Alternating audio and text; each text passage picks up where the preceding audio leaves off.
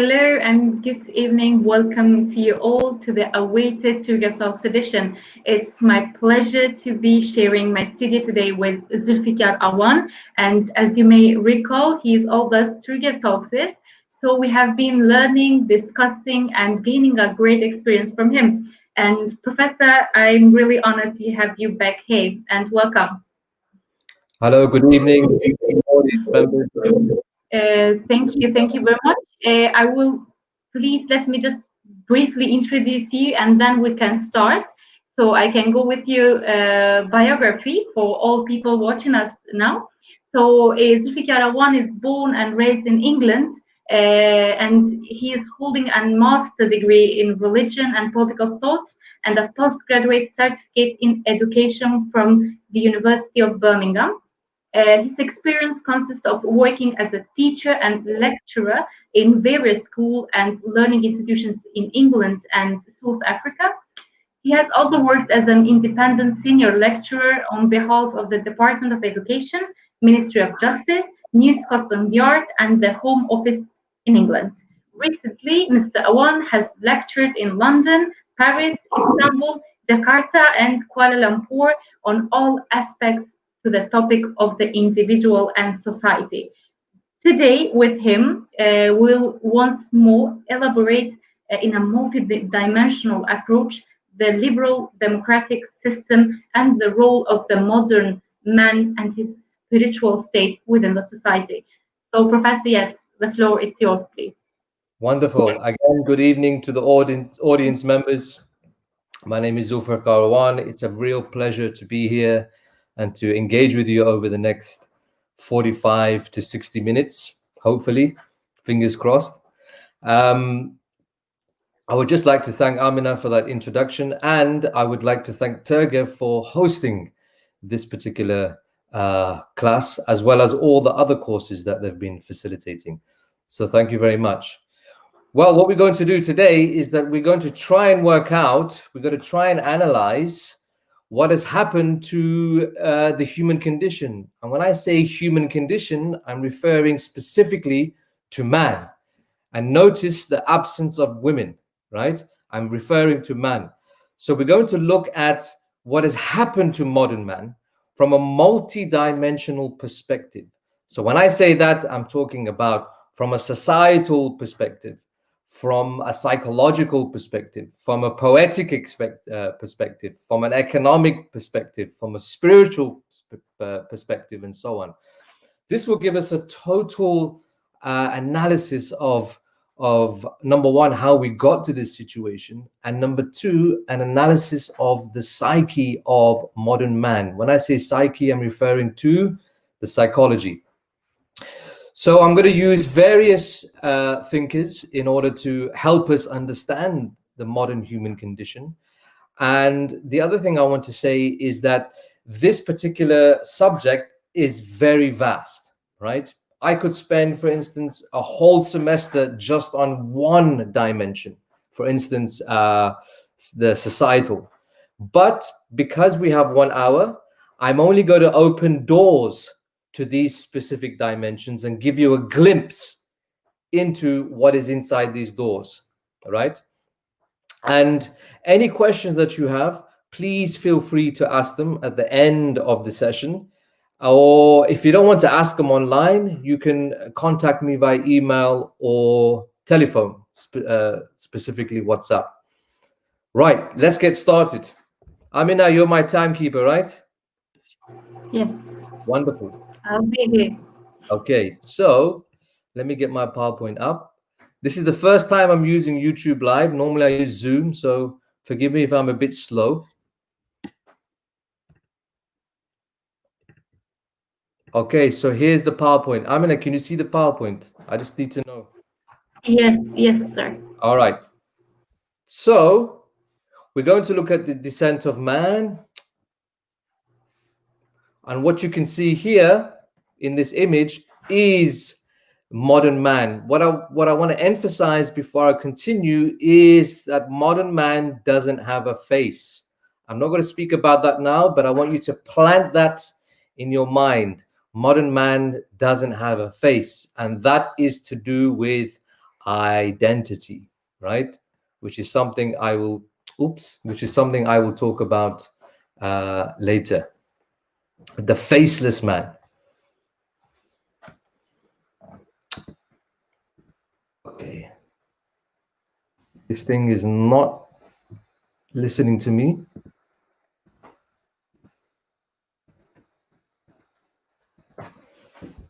All right. So what are some of the themes we're going to cover today? We're going to look at the philosophical or psychological form of modern man, right? One of Europe's greatest philosophers, Nietzsche, referred to modern man as the last man, right? This is very important. He refers to modern man as the last man. I'm going to give you a basic psychological analysis of the last man. I'm going to talk to you about his characteristics, right? And this will be a philosophical and psychological understanding of modern man.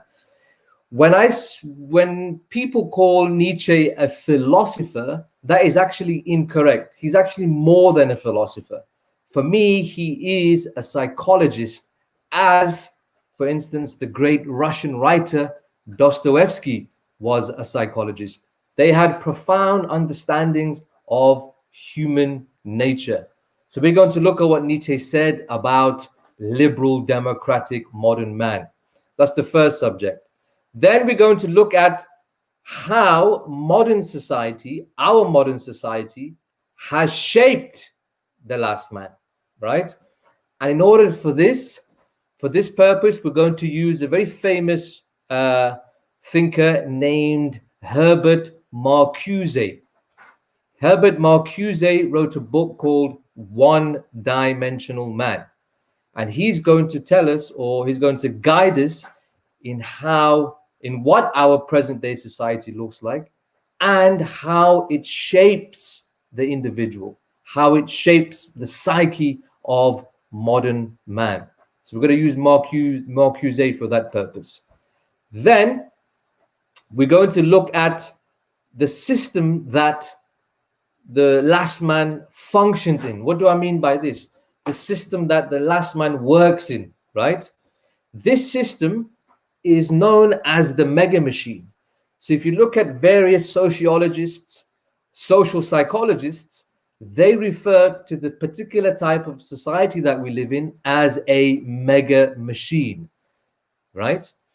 There's actually a very interesting book that's just been published called The Mega Machine, The Fall of Civilization. I will send a photograph of the book. It's a very thick book, but it's a fascinating book. The Mega Machine and the Fall of Civilization. So we're reaching the end of a historical cycle, and this book will talk to you about the particular decay. So in the Mega Machine, we're going to focus on three things. So these are the type of effects that the Mega Machine has on the individual. Number one, we're going to look at debt, right? Modern man as indebted man. Number two, we're going to look at his goals. What type of goals does modern man have in this mega machine? Are these goals high? Are they lofty? Are they life? Are they meaningful? Or are they something else? And number three, we're going to look at the language that modern man uses as a result of working within the mega machine. Remember, the mega machine is modern, liberal, democratic society, right? So how has mega machine affected the monetary system or the economics? How has it affected what we do in life, our goals? And how has it affected language? Language is so important because the language that you and I use shapes our reality. Very, very important. It shapes the way we see the world. So if your vocabulary is very small, the world will be small to you. If you have a large vocabulary, an expansive vocabulary, then the world will be vast for you. It'll be much larger, right? But also language is important because of expression. If you can't express what is happening inside you, then that could cause so many psychological problems, right? So there's some of the things we're going to look at as man living in the mega machine. There's a lot more, but I'm just going to focus on those three. Then number 4, we're going to look at a poetic expression of the last man. Now, some of you may be wondering, why is he adding poetry, right? Poetry, remember, expresses the unconscious, right? It expresses the hidden part of reality, right? The poets, they're the ones who swim in the hidden. They swim in the unconscious, and then they express what is there. For this purpose, I'm going to use one of Britain's most famous poets. His name is T.S. Eliot. He wrote a poem called The Hollow Men. The clue is in the title, The Hollow Men, right? Hollow means there's nothing inside, hollowness. So, like I said, the clue is in the title. And he says all sorts of things about modern man and modern society, right? But what he's focusing on is the spiritual crisis of modern man, the brokenness of modern man. And this is something that you will see or read in, for instance, George Orwell's 1984. You will see in the movie Joker, and you will see it in the movie Fight Club. So these are reoccurring themes that a lot of people have picked up on and expressed it in different ways. With Eliot, we're going to express it using poetry. Just one thing else before I move on. Remember, poets are the ones who establish cities, right? They're the ones who establish cities, and everything of the city comes out of the poem. But that is another story for another time. Finally, we're going to look at the last man, Nietzsche's last man, this particular psychological form as father. How has it affected man being father, right? We're going to look at that in the last slide of the talk. So, the philosophical psychological form with Nietzsche, societal imprinting on the last man with Marcuse, the mega machine and the last man, his debt, his goals, his language, the poetic expression using T.S. Eliot, and finally, we're going to use a brilliant psychoanalyst, an Italian psychoanalyst named Recalcalti. He's going to talk to us about the modern father, or the flaws of the modern father. Okay. Everything clear so far? Yes, Professor, thank you. Brilliant. All right. Let me just rub all this out. Like I said, I'm used to Zoom. This is a learning experience. A bit uncomfortable, but as they say, discomfort sows the seeds for growth. Okay, Nietzsche's last man. Now, Nietzsche was writing in the 19th century, right? Now, the 19th century is, 19th century is very important because, I can't write it. 19th century is very important because there were three forces coming together. They were weaving together, right? What were these three forces? Liberalism, democracy, and capitalism. They were the three things that were coming together, and they were making up the modern state that we know today, right? Now, Nietzsche comes along, and he was writing when this was happening, right? And as a result of analyzing what was happening, Nietzsche said this type of society, capitalistic, liberal, democratic, will create a particular type of man. And Nietzsche called that man the last man, right? So Nietzsche was writing at the beginning of when our society was coming together. But Nietzsche also added something else, which is very important. Okay, we have liberalism, we have democracy, we have capitalism. Nietzsche said there is something else, there's a new spirit that will permeate, that will shape this new state. And he called this spirit nihilism or nihilism, right? And nihilism is the belief in nothing, right? Why did he say that? Because he, at that time, atheism was on the rise. It was becoming very popular. People were abandoning, belief in God, belief in religion. So Nietzsche said, well, I declare that God is dead and modern man has killed him, meaning there's no more belief in the divine. So then Nietzsche said, where are our values, our morals going to come from? Because prior to that, our morals and values came from revelation, but in Europe it came from the Christian tradition. So Nietzsche saw Christianity was dying, so then he began to question and evaluate everything, right? So nihilism, nothingness. Postmodernity is nihilistic. So where do you find the last man in Nietzsche's works? Well, in one of his most famous works called Thus Spoke Zarathustra. It's a very interesting book. It's one of my favorite books. In this book, which is not an easy read, by the way, in this book, Nietzsche provides a profound critique of democracy and the type of individual democracy creates, right? This is very important. It's one of the first clear formulations of a critique of liberal democracy, right?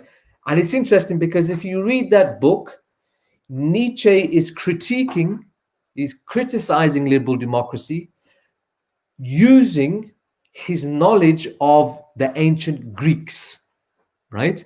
Using his knowledge of the ancient Greek philosophy, ancient Greek literature, ancient Greek poetry. Because according to Nietzsche, the ancient Greeks, they lived a higher existence. So he was saying that we need to go back to that point, back to that value system in order to rescue the human condition. So the lowest form of man, according to Nietzsche, is called the last man.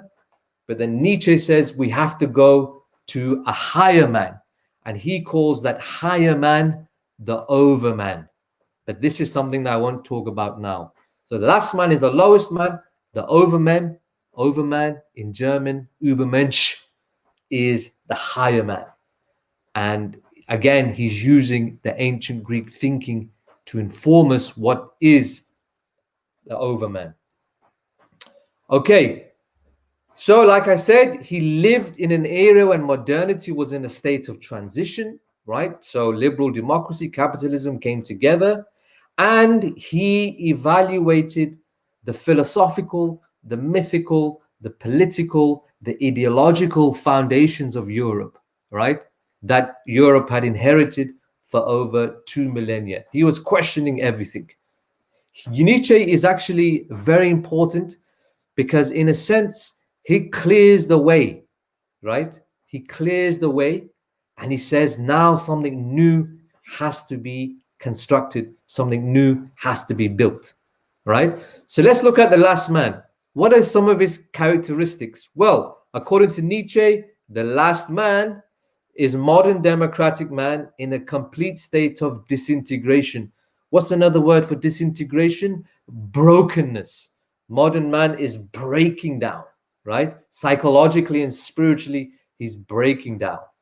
The vitality, which is like life force, the intellect to make sense of himself and existence, the high ambition to go beyond his own self, the passion for excellence, and the yearning to create something new or something or some of the qualities that the last man doesn't have, right?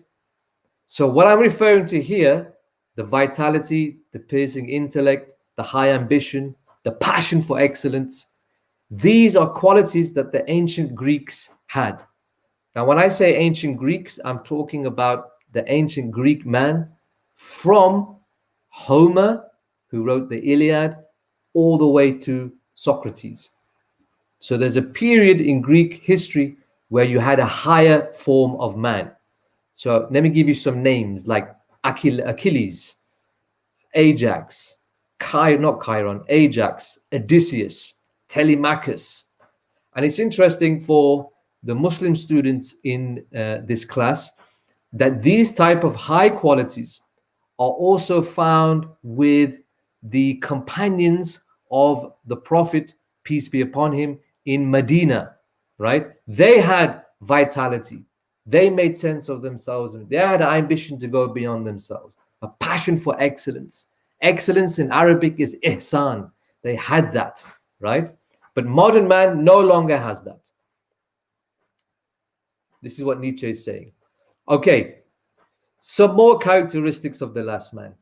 The last man doesn't want to govern, meaning he doesn't want to control, nor does he want to be controlled, right? He doesn't have a sense of civic participation. He doesn't have a sense of contributing to the public good. It's all about satisfying selfish, small desires, right? That's what modern man is about, according to Nietzsche. The desire to live, the desire to affirm life, to live in the moment and affirm the moment. This is all destroyed by modern man living a numb, calm existence. What do I mean by numb, calm? Meaning that the human being is numb. He is, the modern human being is numb. He can't feel. He doesn't feel human anymore. If you look at the movie Fight Club, the character at the beginning, who I call Edward Norton, one of the reasons why he got so excited when he was fighting was because he began to feel, right? He felt anger. He felt passion. He was breaking out of that IKEA boy existence, you see? And the same thing you find with Arthur Fleck in the movie Joker. The violence made him feel. He broke out of that numb, calm effects. Now, we don't believe in violence, but I'm trying to explain it from Arthur Fleck's point of view. Modern man has little pleasures, according to Nietzsche. He's mediocre, meaning he doesn't have a passion for excellence. He's only interested in security, meaning he only wants his salary secured. That's it. And he wants a warm house, and that's it. He's not interested in freedom. He's not interested in liberty.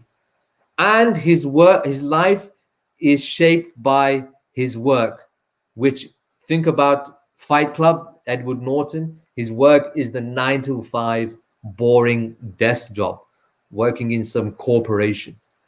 This is the type of characteristics of the last man Nietzsche was expressing. Nietzsche said, the chaos, the spontaneity, I don't know how to explain. Spontaneity is basically, sometimes in life, you have to move in the world without calculation. Modern man is obsessed with calculation, right? But the free man, right? The overman is the man who can move in the world spontaneously. He has no fear, right? In the Muslim tradition, this would be known as a man who has tawakkul. He has trust in the divine, right? But like I said, you don't always move in spontaneously. You have to also at times calculate, but you must also move spontaneously. So the chaos inside, this is the desire for something higher. The spontaneity, the freedom, and the wild spirit.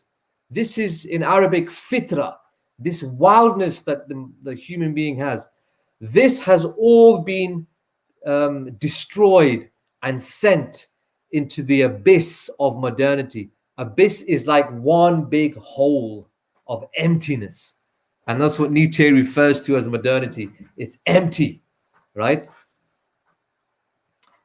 Man, according to Nietzsche, has lost his true self and has settled for a life depending on principles and values that damage his soul, that damage his psychology, all in the name of security. So you think about this, how many people stick to their jobs even though it's destroying them, but they stick to their jobs because it provides the security of a salary. And I'm not making a critique of anybody here, but I'm just trying to explain Nietzsche's Last Man, right?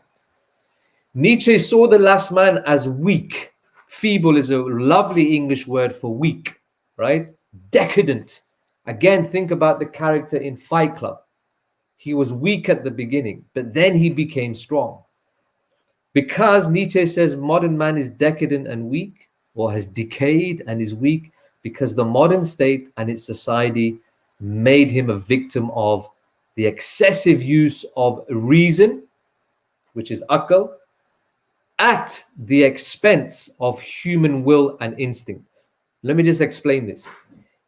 You see, what had happened in Europe, there was a period in European history, in modern history, known as the Enlightenment.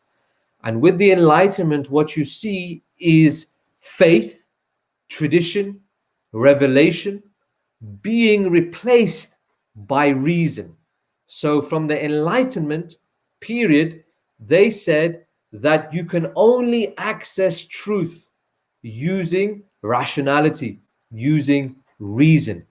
They said, forget revelation, forget God, forget tradition, right? You can only access truth using reason. So Nietzsche is saying that this is quite dangerous because the human being also has something else that he or she uses to make sense of themselves and the world. What are those things? Human will and instinct. Another word for instinct is intuition, right? In slang, in English slang, we would say gut instinct, a gut feeling. So Nietzsche is saying that you must also take into consideration that man or the human being has other faculties of understanding reality, of making sense of reality, of accessing the truth. It's not only reason. If you only use reason to make sense of reality, according to Nietzsche and the early Greek thinkers, you will fail and you will end up going mad. And this is the story of Oedipus Rex, written by Sophocles. He fell, he went mad because he was trying to make sense only using reason. But he didn't have a knowledge of the self. And this is a problem of modernity. There's a lack of self-knowledge. And this is what Nietzsche is also speaking about in his other books. So there's some of the characteristics of the last man, right? Weak, doesn't have a passion for excellence, only uses reason, overly calculated, and doesn't affirm life, meaning doesn't appreciate life in the moment. The last man either lives in the past, meaning that his own history is tormenting his present, or he's living in the future. Now, here's a very important lesson. If you live in the past, you will experience depression. Maybe you did things wrong in the past, or maybe you had a traumatic experience, obviously, which you have to confront. But if you live in the past, it will make you depressed. If you live in the future, it will make you anxious. You will experience anxiety. What's going to happen in the future? Am I going to get that house? And so on and so on and so on. So Nietzsche is saying that modern man is either in the past or in the future, never in the present. But the real man, the real human being, is one who lives in the present and appreciates the present. And when I say the present, I'm not talking about the present in regards to how these self-help books talk about the present. I'm talking about it in a much more profound way. Okay. Professor, may I ask a really quick question here? If the remedy for the lost man is his will and, of course, his intuition, what is the remedy for the system? So if we have this system of creating an empty man, so what will be the remedy for constructing a new system, the solution for the system? The construction of a new system is, I mean, it's actually a very good question, but it's very difficult to answer in a few minutes. But what I will say is that the beginning of the transformation of the system, what a person should do first, like Nietzsche said, is access their own unconscious, right? You have to change what is within yourself if you want to change what is outside of yourself, right? The mistake that the modern people are making who want to change society, they may have noble intentions, but the problem that they're facing and the reason why they're not successful is because they haven't accessed their own inner selves first, right? Now, if you want to change society, there are certain steps one should follow, beginning with genetics all the way to the political system, right? But first, you have to go into yourself. And all of the great European thinkers all agree on this. In fact, there was a brilliant book written by a German thinker named Ernst Junger. I'll post this on the group. And he wrote a book called The Forest Passage. And he, in that book, talks about going into the self in order to find freedom in society.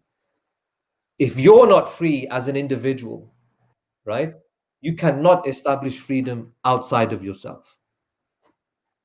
When I say human will and instinct, this is the unconscious, right? And Nietzsche was speaking about the unconscious. All right, let's move on. That's a brilliant question, Amina. Thank you.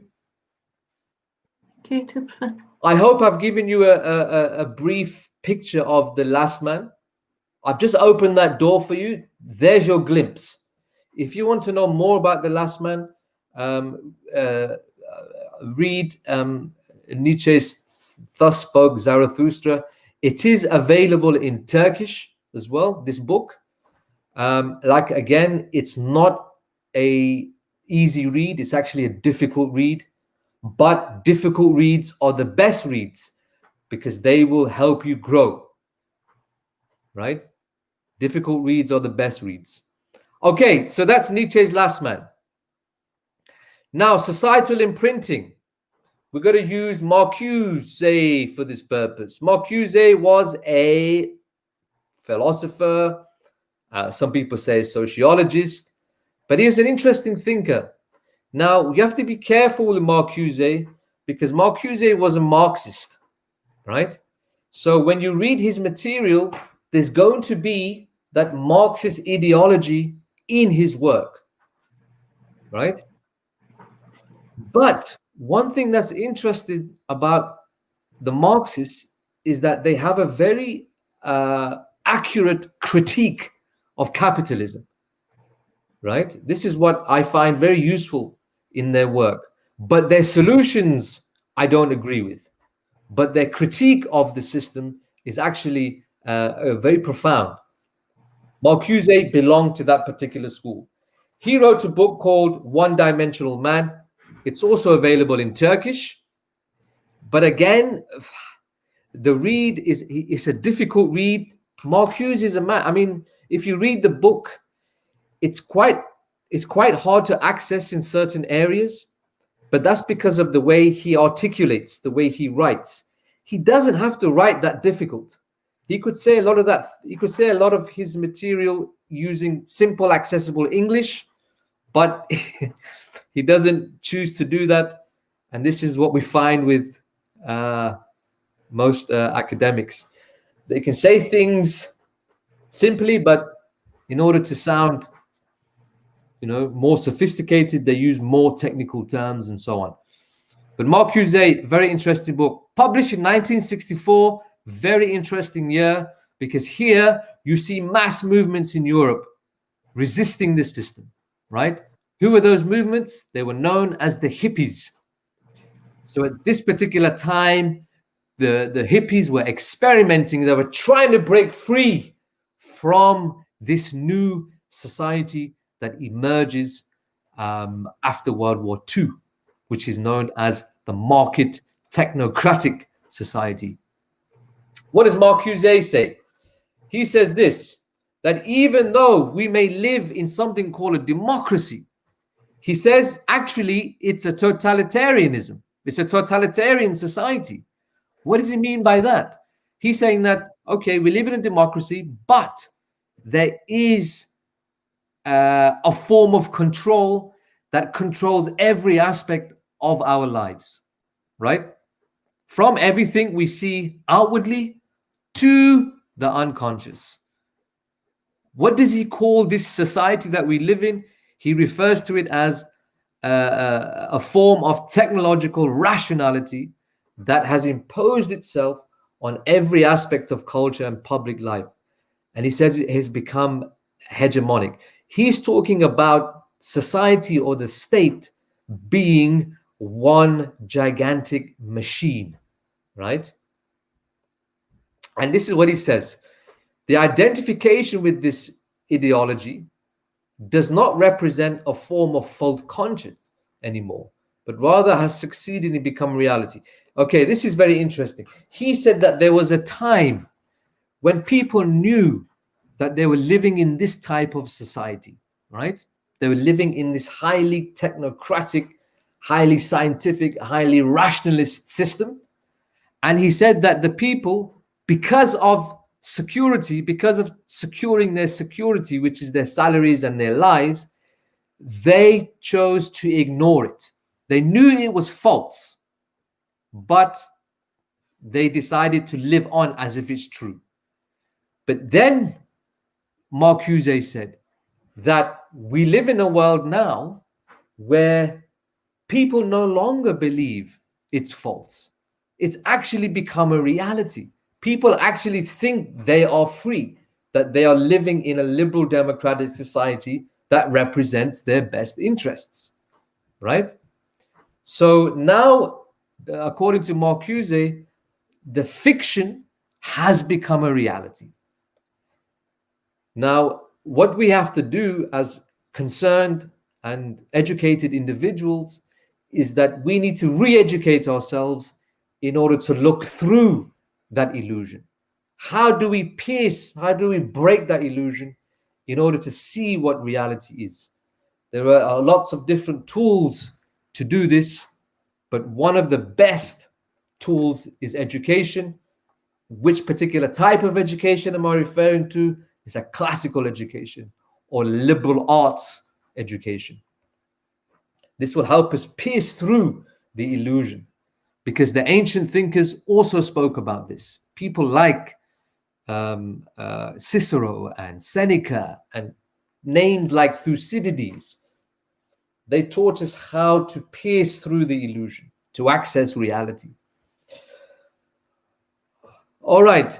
If you want to see a visual representation of Marcuse's society, there's a very interesting movie that was released when I was in my teens, and it's very iconic. It's called The Matrix, right? So it's a highly developed technocratic system that has kept people within an illusion of freedom. Now, what Marcuse also says in this book, he's saying that the person must go beyond the illusion if he or she wants to experience freedom. Now, if you watch the movie Matrix, you see this gradually happening with a character named Neo, right?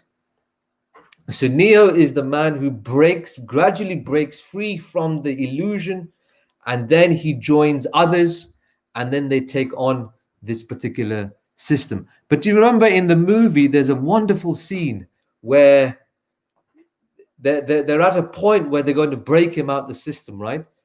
So they enter into this huge area, and there's lots of these cocoons, like human beings in these round egg-shaped, what they're called, egg-shaped cocoons, yeah. And these cocoons are filled with this purple liquid. So they find Neo, and then they open the cocoon, and then they take all of these pipes out of him, and then Neo is finally free. But those pipes that are connected to Neo, they represent the different forces that are shaping us and perpetuating this illusion. It's very interesting. Matrix Part 1, 2, and 3. Now, according to Marcuse as well, he's saying that this type of behavior that we are following, exhibiting, right? He said it destroys the environment, right? It destroys social connection, meaning civic bonds, and it destroys our souls and our psychology, right? So what you see as a result is what psychoanalysts called the divided self. This is when the self is absolutely shattered, it's cracked, right? But it's interesting because Marcuse also says something else. He says that the only social connection that modern man has in this modern technocratic society is a cyber connection, right? So he's obviously, he didn't know about Facebook back then, but we would term these technological connections as Facebook, TikTok, Snapchat, and so on. So Marcuse, when he was writing his book, One Dimensional Man, he was talking about the industrialized society.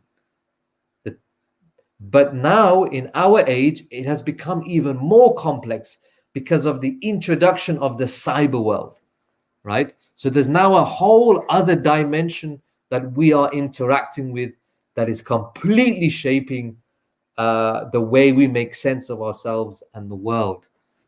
There's a very interesting documentary at the moment on Netflix called The Social Dilemma. We are basically minds, right? We are being mined. Sorry, we're vehicles to be mined by these huge corporations. And by the way, our data is worth millions. One corporation collects your data and sells it to the next. Absolutely $1 billion business. There's a very interesting book about this written by a man named Edward Bernays. And in fact, he was the founder of something called public relations. And it talks about individual data, individual behavior data, and its use for corporations. And he wrote this book in the 1930s. Sorry, the 1960s. Okay. Societal imprinting, technocratic state. When does it first begin, this technocratic state, right? Technocratic state, briefly, begins at the beginning of the 20th century, right? So we're looking around we're looking around World War I, 1917, 1918, right? Europe. And what had happened here was that there was a huge debate on how best to govern society. What is the best system that we should use? Okay, everybody's screaming about democracy and liberalism because of the French Revolution, but what is the best way? Well, there was one man named Leon Trotsky. He was one of the leaders of the October Revolution in Russia. This is 1917. So they got rid of the monarchy and they replaced it with a new system. And this system was highly scientific, highly rational, and it was characterized by a saying. I would give you that saying now. Leon Trotsky said, replace the government of men. Replace the government of men with the administration of things. So here, politics is removed, and what takes its place? Administration. So the state becomes the administrative state or the managerial state. Politics has been removed from the state, and now the state is driven by economics. And the end goal of the state is not the public good. It's not the fulfilling of citizenship. It is all about profit. How much can the state make in regards to profit, right? This is the administration of things. So this is when it first begins. And then it matures. From 1917, it develops. And then after World War II, you see its first real flourishing. Now, the Marxist state from 1917, they're the ones who first adopted this, because obviously Leon Trotsky was a socialist Marxist. But then the capitalists, they saw the benefit of this system that Leon Trotsky spoke about, and they adopted it, right? Okay, so that's the beginning of this technocratic state that Marcuse speaks about. And that technocratic state has led to one-dimensional man. Can you see how Marcuse's one-dimensional man is an element of Nietzsche's last man? One-dimensional man thinking, meaning he only can access rationality, and he can only look at the world in one particular way. And this way is shaped by the way society is made up, which is a machine, right? Okay, I am on the last slide, I think. Yeah. Professor, may I just make a comment on this when it comes especially to the economics and decentralization? So we have, do you think that one of the biggest flaw of the new system, capitalist system, is not being centralized? And what is the outcome of this? So, a question or a comment? No, it's a question, like a bit, because it's when it is a capitalist system, and on the other hand we have the emerging of a bitcoins or other electronic money. So this system is getting a bit complex and decentralized. So do you think this is one of the biggest flaws of the market economy? I just read this morning that quite a few of these new, what they call cryptocurrencies, are now being regulated. And you know who's regulating them? It's the big banks. So the big banks have got in on the whole Bitcoin industry, on the whole cryptocurrency industry. And now they are involved in its regulation, which means it's lost its vision, it's lost its purpose. Capitalism has subsumed it within itself.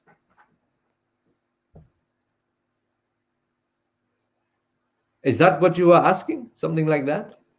Yes, exactly. Okay, yeah. Not all the cryptocurrencies. I was talking about two. I can't remember their names, but I actually read it this morning. I'll send you the article. Yes, please. Okay. Let's look at some of the effects of the mega machine on the last man, right? Some of the effects of this technocratic society. Right, number one, we're going to look at his debt. Modern man is indebted man. Who writes about this? A brilliant Italian sociologist and philosopher named Maurizio Lazzarato. He wrote a book called The Indebted Man. What does he say about debt? By the way, he also wrote another book called Governing by Debt, right? How governments govern using debt. Anyway, what does he say in Indebted Man? The creation and development of the power relation between debtors and creditors constitutes the heart of our neoliberal politics. So he's saying here that modern man is controlled. One of the main mechanisms modern man is controlled by is the debtor-creditor relationship. So if you, for instance, the money that you owe to the bank, for instance, that will shape the way you behave, right? And as you know, every country has a national debt. In the United States, that national debt goes up per second, 15,000 US dollars. In South Africa, it goes up 5,000 rands per second, right? And every child, as a result, is born into debt. Again, in the United States, it is, I think it's 70,000 US dollars. The child is born into debt, owing that amount of money to some foreign financial institution. So, according to Lazzarato, the debtor-creditor relationship is the power leverage that the bankers use to control society, right? What else does he say? He says something fascinating here. He says that, you know what? The banks actually don't want that money back. They don't want you to reimburse them. They don't want you to pay the debt back. Because the moment you pay the debt back, they lose control over you, according to Lazzarato. He says, but what these financial oligarchs want in return is not the money, but they want you to behave in a particular, with a particular conduct, having particular attitudes, and having a particular behavior pattern that suits their goals, right? That suits the market or suits the dictates of the market. This is what Lazzarato was saying, right? So he also said that the indebted man, sorry, he didn't say this. What I'm saying is that the indebted man is also an element of Nietzsche's last man. So this is one of the things that's further entrapping him. The biggest tyranny of today is financial tyranny. Money created out of nothing. In Arabic, we call this usury. I'm not talking about interest, I'm talking about usury, which was considered a major crime according to Christianity, Judaism, and Islam. Okay, so that's his debt. So Indebted Man, and the other book is called Governing by Debt, right? But with a focus on the creditor-debtor relationship. It's a power relationship. And the bankers, they use debt as leverage. So think about these private banks lending money to the country, right? That country then is in debt to the bank, meaning the bank has power over that state. Leverage. Okay, what about some of his goals? What type of goals does modern man have? Well, we have to go to another thinker for this. His name is Bull Jun Han. He's a South Korean philosopher, right? Based in Europe. He wrote a wonderful book called Burnout Society. And he's saying that in the 1940s and 50s, modern man was controlled outwardly. So there were institutions controlling the individual. And the institution would say, don't do this, don't do that, right? You can't do this and you can't do that. So the control was from outside of yourself. Somebody would physically say to you, don't do this and don't do that. This is a way that they disciplined society. But Bull Jun Han is saying now there's something else that's happened. We are no longer controlled by these institutions. Nobody's telling us don't do this and don't do that. Now we are controlled from within ourselves. We're the ones who are telling ourselves what that society used to tell us before. I hope that makes sense. And this is as a result of indoctrination and education, right? So now we're the ones who follow the dictates of society, right, from within ourselves. The other thing that Bull Chun Han speaks about is how the modern individual, the goals of the modern man or the last man, perpetuates the capitalist consumer system, right?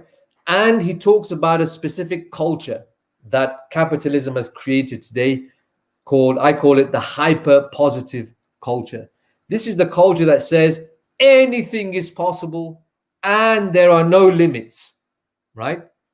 You can have endless goals in work, in entertainment, and so on, right?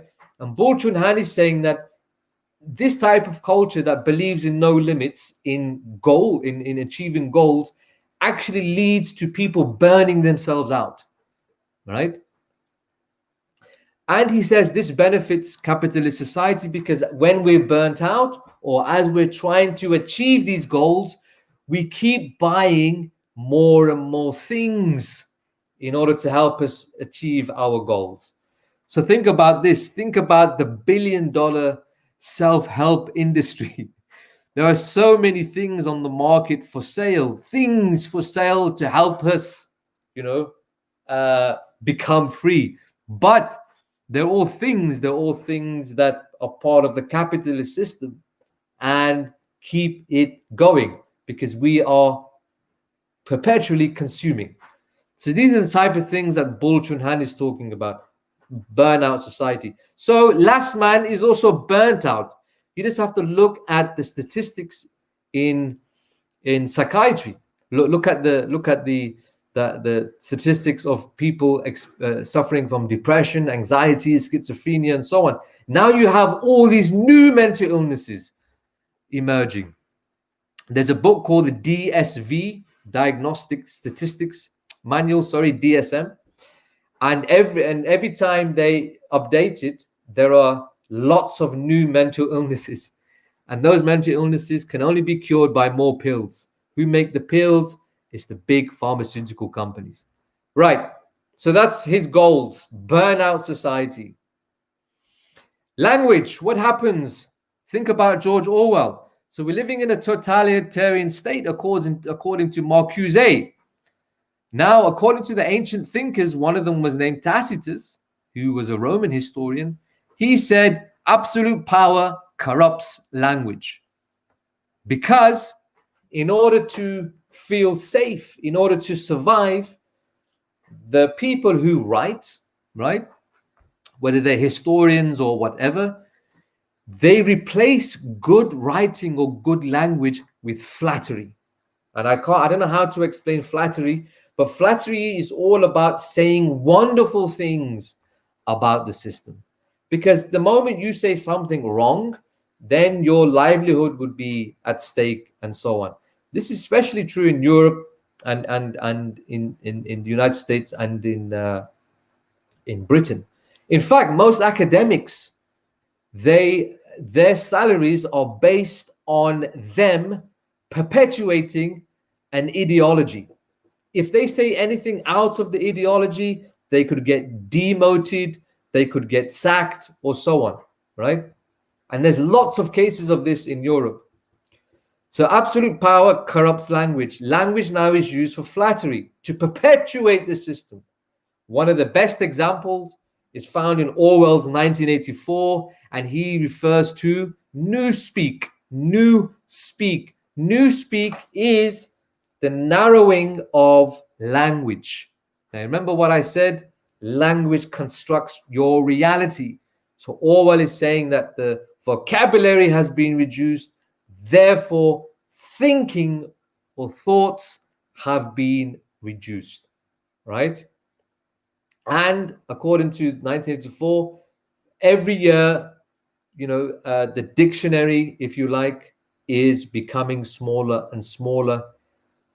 And what we have to remember is that the correct use of language leads to individual liberty. What do I mean by that? Meaning that a high language, a pure language, a clear language.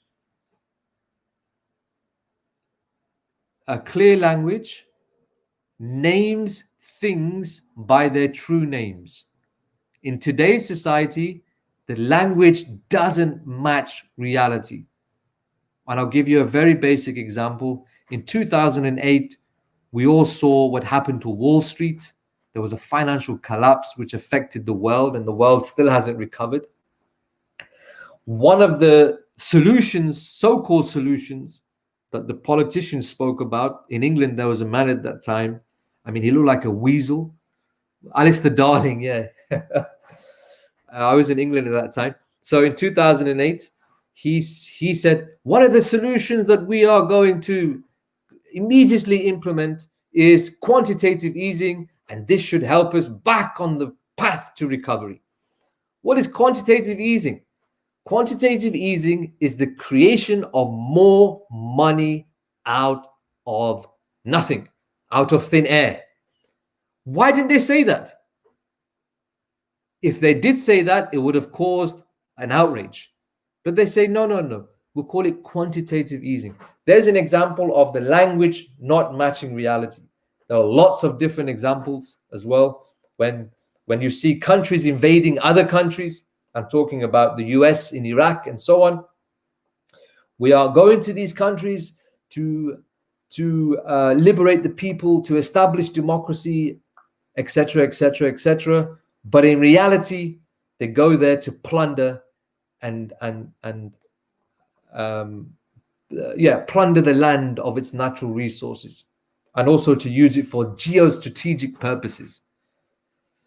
The first person who spoke about that was that Roman historian named Tacitus. The beginning of wisdom, ladies and gentlemen, the beginning of wisdom is naming things by their true names. This is what Tacitus spoke about. Confucius, the Chinese sage, also said this, and you also find it in the clear book, in the Quran, where God speaks, where God says that He taught Adam, the first man, the names of all things. So the language that Adam used, the first man, matched reality. This is the beginning to wisdom, therefore freedom. Right. I have actually finished on time. I am actually amazed. It's the first time. So we looked at the last man, a quick recap. Nietzsche gives us a wonderful psychological expression of the last man, right? We looked at society's imprinting on the last man using Marcuse, the so-called technocratic society or the mega machine. We looked at some of the different elements of the mega machine affecting the last man, his debt, his goals, his language. And finally, oh no, I'm not finished on time. And finally, we're going to look at the last man as father. I'm going to it now. Give me a few minutes. So how does this affect fatherhood? Right. According to the psychoanalyst Ricard Galti, he said that fatherhood today is in crisis. This is a book that was published a few years back. It's very recent. He says fathers have gone missing, right? Or they have become their children's playmates, right? The symbolic authority of the father has been lost. This is what the Ricard Galti is saying. What does he mean? He's saying that, look, the problem today is not the absence of fathers. He's saying the problem today is that modern man, the father, is present in the house, but he is also absent. What does he mean by absent? He's saying that the modern father no longer provides meaning, structure, order, and the affirmation of life to their children. Because now you got to ask yourself, why is this? Well, the last reason, the last man is the main reason, right? So let's go a bit deeper into psychoanalysis. he says here that according to one of the great stories of the past, a story called the Odyssey, written by Homer. It's a story of a warrior who's on his way home from the famous Trojan War. And he's been away 10 years already. Now he's trying to find his way home. Who's at home? On the island of Ithaca. It's his wife, Penelope. And he has a son named Telemachus. Right? Telemachus in this story is yearning for his father to come home. Right? He waits every day at the seashore, waiting for his father's boat. But what Recalcalti is saying is that today, young boys, especially boys, have the Telemachus complex. The young boy is waiting for the father to provide them with meaning, structure, order, a higher life meaning project, and a sense of the future, right? This is what the last man is missing, and this is what, therefore, the children are missing. So the father is present, but he is absent. Think about the last man. Remember, he is spiritually broken. He's empty. He's hollow, right? If you're like that, if a father is like that, what can they give to their children? Right? What can they give to their children? You cannot give what you don't have. So you cannot give something high to your children if you don't embody it yourself. Right? So Recalcalti is saying that modern man has to transform themselves in order to provide a higher life pattern for the children. I've spoken about some of the things that have led to the last man as father. Think about societal imprinting. Think about Nietzsche's last man. Think about debt, and so on. So this is what Recalcalti is saying. So all of this modern society and its effects on the individual is having a destructive effect on the relationship, especially between father and son. And Recalcalti beautifully expresses this in a book called The Telemachus Complex. Okay. So you have one more slide, or I'm wrong? Have I got this? Yes, this is a. Professor, you have time, maybe like 10 minutes more. Oh, wonderful. Great in depth. So we have time, 10 minutes. Okay, wonderful. So just going back to Recalcalti, he's saying that this last man that Nietzsche speaks about, he says that no, let me not go there. Okay. You see, in psychoanalysis, the founder of psychoanalysis was a man named Dr. Freud, right? And he said there's a natural conflict between the father and son, because the son yearns for the desire of the mother, right? But the father's in the way. So therefore, there's an unconscious desire or conflict between father and son. He calls this the Oedipus complex. Recalcalti is saying, well, yes, that is the case. There are problems with fathers and sons, especially with sons from the age of 14 onwards. You'll notice this. But they normally come back around the age of 21. But anyway, he said there is that natural conflict, but Recalcalti is saying that modernity has made modern man hollow, right?